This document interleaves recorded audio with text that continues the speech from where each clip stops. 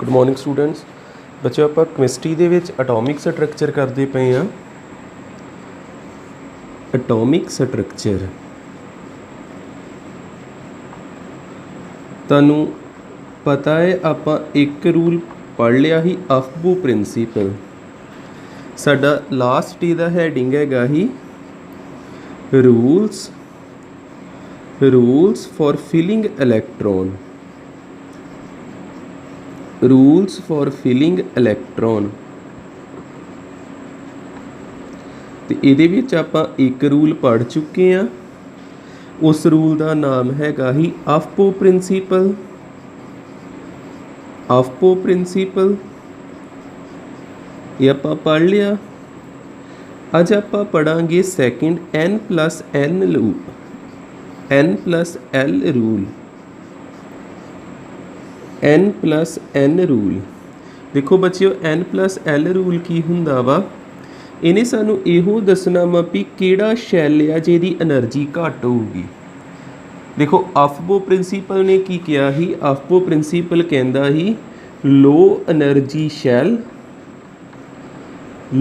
Energy shell should be filled first. Should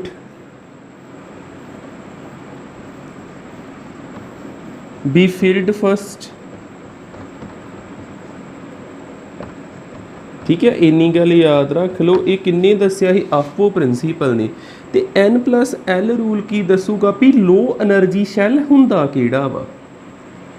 ठीक है ना, अफबो प्रिंसीपल कहंदा ही भी जिहड़ा लो एनर्जी शैल आ उहनूं पहलों भर दिया करियो इलैक्ट्रॉन्स नाल। ते जिहड़ा N+L रूल आ इहने सानूं ये समझाउणा भी लो एनर्जी शैल अक्सर हैगा किहड़ा वा। ठीक है, आपां कह सकते हैं according to this rule low value of N+L represent the low energy state shell। The low energy state शैल।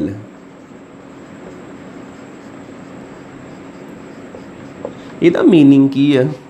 देखो ये तां ही तुहानूं याद रहना जे तुहानूं आ 3-4 चीज़ां पता वा भी L दियां वैल्यूज़।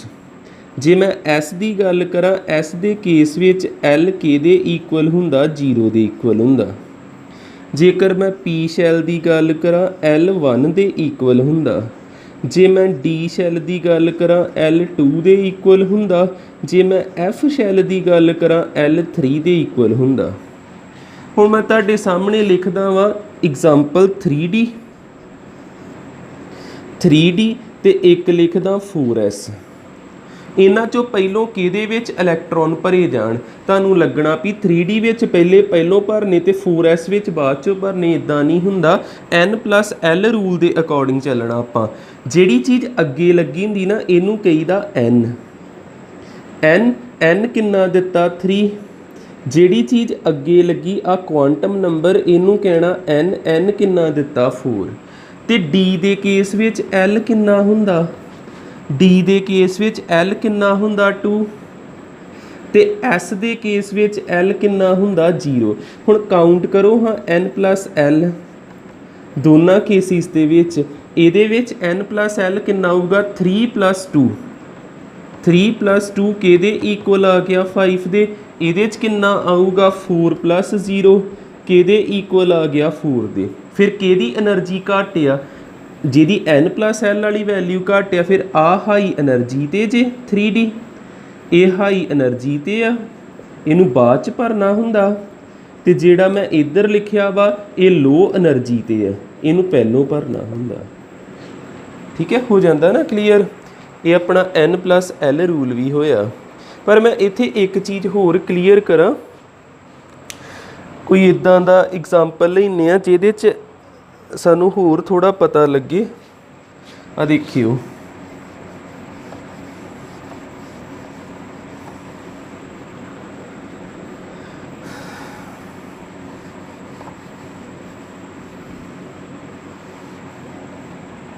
जिदा एक होर एग्जाम्पल देखियो।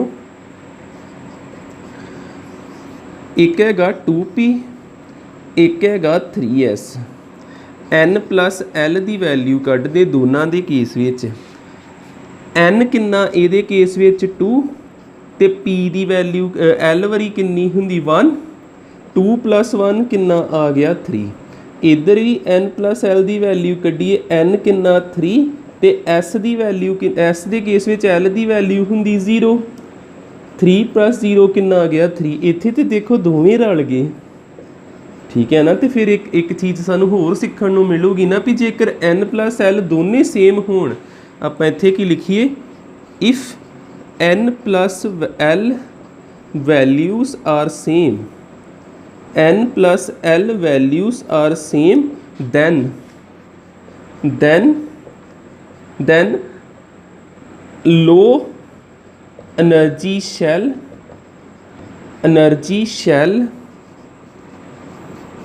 is that which have low value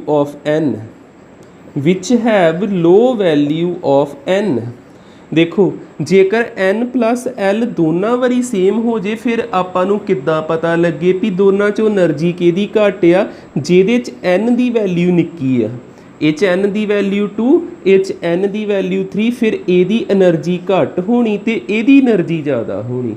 इह होना जे लो एनर्जी ते दूजा होना जे हाई एनर्जी ते।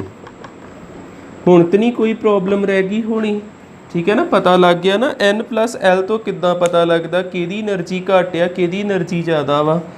हुण आपां की करदे आ, थोड़ी प्रैक्टिस के लिए आपां कन्फिगरेशनस लिख के वेने आ।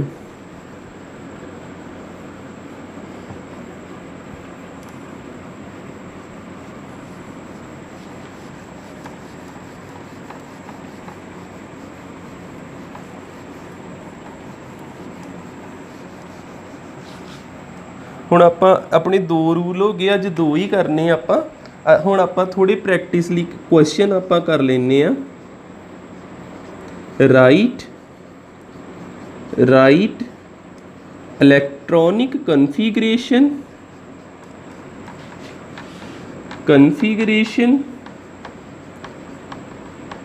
Of first 30 element. जिन्नियां क मैं कराउणा करा देना, बाकी तुहाडा होमवर्क होऊगा।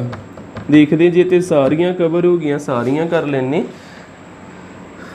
पहले 30 एलीमेंट, सब तो फर्स्ट एलीमेंट आ गया हाइड्रोजन का एटॉमिक नंबर 1, मैं इत्थे लिखूँगा 1s1। फिर आ गया हीलियम 2, इत्थे लिखूँगा 1s2। फिर आ गया लीथियम 1s2 2s1, इस तरह आ जाऊगा। बेरीलियम 1s2 2s2, ठीक है ना, इस तरह आई जाना। बोरोन 1s2 2s2, इत्थे 3 ना कर दिओ, उन्हें फिर अगले च चल जाना 2p1। p च मैक्सीमम 6 आउंदे, s च मैक्सीमम 2 आउंदे ने। Hydrogen helium lithium beryllium boron carbon nitrogen oxygen fluorine दा 9 neon Ne neon 10 sodium magnesium aluminium 11 12 13 silicon 14 phosphorus 15 sulphur 16 तक तो अपने हो भी चले, 30 तक ही जाना आपां। कार्बन का किद्दां लिखांगे 1s2, 6 पर ने ना 2s2 ते 2p2, देखो 2 2 4 2 6। नाइट्रोजन 1s2 2s2 2p3, इनू उदों तक वधाई जाना, देखो 1 तो बाद 2 2 तो बाद 3 6 तक जाना आपां। फिर 1s2 2s2 2p4, फिर आ जाऊगा 1s2 2s2 2p5 1s2 2s2 2p6 1s2 2s2 2p6 3s1 1s2 2s2 2p6 3s2 1s2 2s2 2p6 3s2 3p1 1s2 2s2 2p6 3s2 3p2।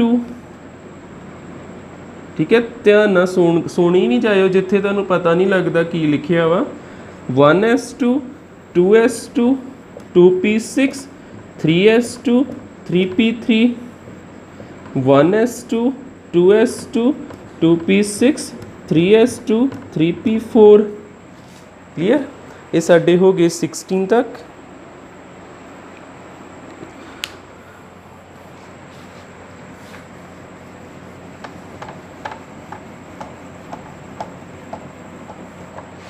Next आ जाना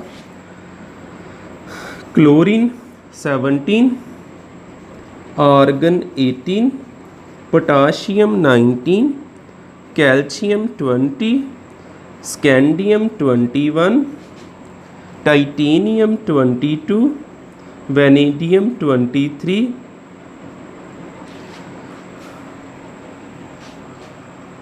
इन्हें लिख लिए पहलो।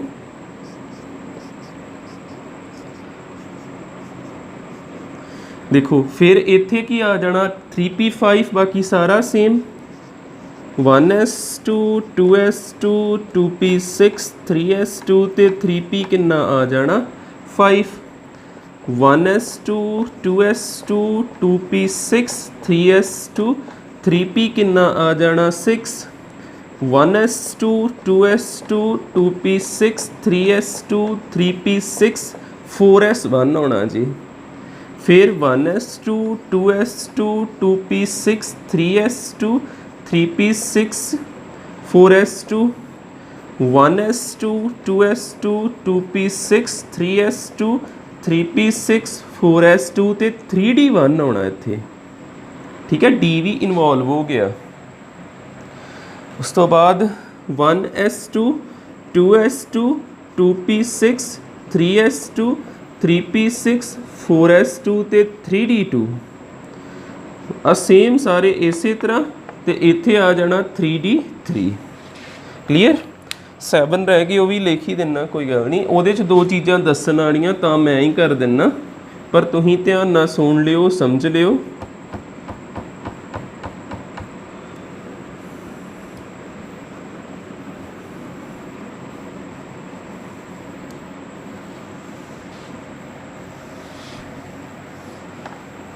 इत्थे ना 2 चीज़ां बड़ियां मेन आउणियां वा। एक आउणा जी 24th ते एक आउणा 29th।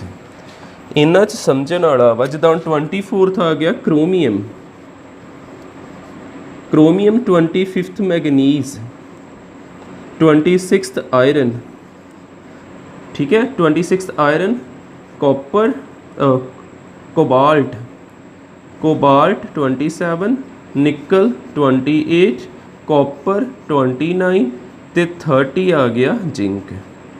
इत्थे समझण वाला की आ देखियो, बाकी सारा उदा ही आ। 1s2 2s2 2p6 3s2 3p6 4s2 ते 3d4। ਇਹਦੇ ਚ ਇਹ ਐਕਸੈਪਸ਼ਨ ਆ, ਇੱਕ याद रखियो। एक ਇਹ ਐਕਸੈਪਸ਼ਨ जे जिस कुछ अलग होगा, आफपो प्रिंसीपल नहीं मन्निया जाऊगा। MN 1s2 2s2 2p6 आ सारे उस तरह इत्थे 3d5 हो जाना। फिर सारे उस तरह 3d6 हो जाऊगा, 3d7 हो जाऊगा, 3d8 हो गया, 3d9 हो गया। इत्थे मैं लिख दिना ये एक्सैप्शन है। एक होर इत्थे आना 1s2 2s2 2p6 3s2 3p6 4s2 3d9 1s 2s 2p 3s 3p 3d रह हाँ 4s ते 3d ते जिंक भी सारा सेम। ये हो जाना 3d10।